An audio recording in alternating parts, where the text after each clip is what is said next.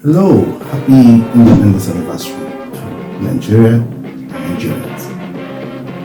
As it is custom with Nigeria every October 1st, there is a national broadcast from the president who reiterates the need for mutual cooperation, need for unity, and all sorts of things that we usually expect every October 1st national broadcast by the president. And today is not an exception because at 7 a.m. this morning, the President Bola Ahmed Tinubu gave a 50-minute speech to commemorate the October 1st independence anniversary. And he raised quite a number of issues.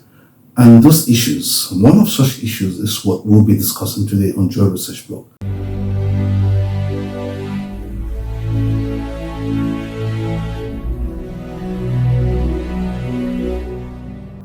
You're welcome once again to Joy Research Blog, your one-stop blog for in-depth analysis on political issues in Nigeria, Africa, and across the globe. Don't forget to subscribe, like, and share.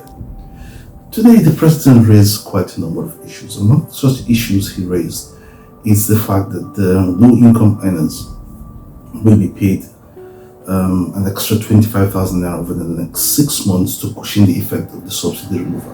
Based upon our talks with Labour, business and other stakeholders, we are introducing a provisional wage award increment to enhance the federal minimum wage without causing undue inflation. For the next 6 months, the average low-grade worker shall receive an additional 25,000 naira per month.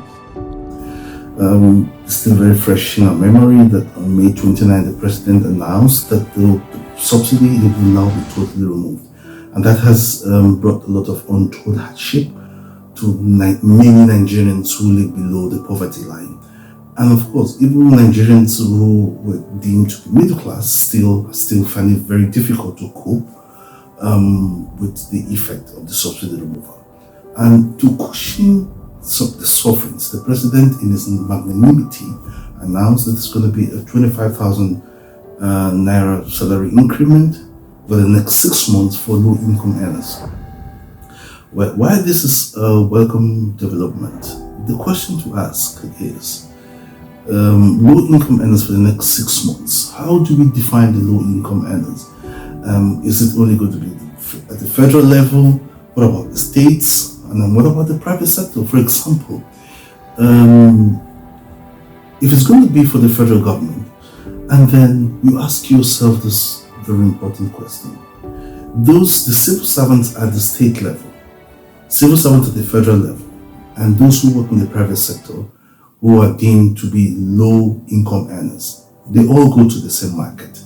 So if you're paying 25,000 naira to people who work at the federal level, what happens to those at the state level? What happens to those who earn very low income at the private sector level? You know, this is really worrisome. Considering the high level of inflation at the moment, this is I don't think is the right move, the right economic move. Now, let it be known that some states are yet to even implement the 33,000 naira minimum wage. Talk about states like Kogi, for example, where civil servants still collect fraction of their monthly salary. So how do you go about issues like this? If you go to some states in the north, you still find people who collect as low as less than 30,000 naira a month.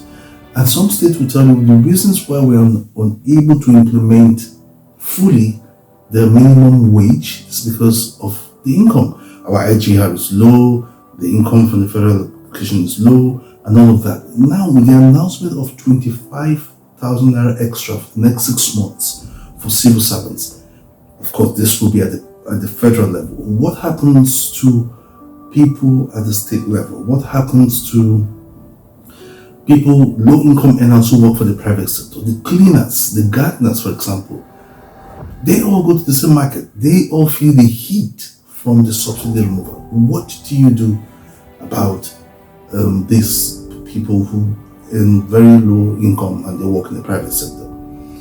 You see, the question of the question of the subsidy removal, well, it might seem to be a good one, no doubt about it. But the problem of implementation now is a problem, because you first of all put lots of things in place. Public transportation should be in place. Public utilities should be in place. Good hospitals, good roads, accessible roads, pipe-borne water, and all of that. Because the average Nigerian is more or less like a local government to himself. So, and based on the law in Nigeria, minimum wage are meant to be reviewed every 4 or 5 years. Now, if you do this, so what happens in the next 3 years? Because Nigeria is due for a minimum review by the National Economic Council in the next 2-3 years. So what then happens to the salary increment? All of these need to have been put in, sort of considered before the announcement for a salary increment for 25,000 in the next 6 months. All of this is really worrisome. Let's hear what you think. Feel free to send us a message and tell us what you think about the 25,000 naira increment for public servants in the next 6 months. Do you think that will be adequate to cushion the effect of the subsidy removal? Do you think that's a good palliative? Do you think that is the best way to alleviate the sufferings that the common man is going through at the moment? Let us know your thoughts. You can send us a message, and don't forget to subscribe, like, and share, and keep in touch with us for other more in-depth analysis on political issues in Nigeria, Africa, and across the globe.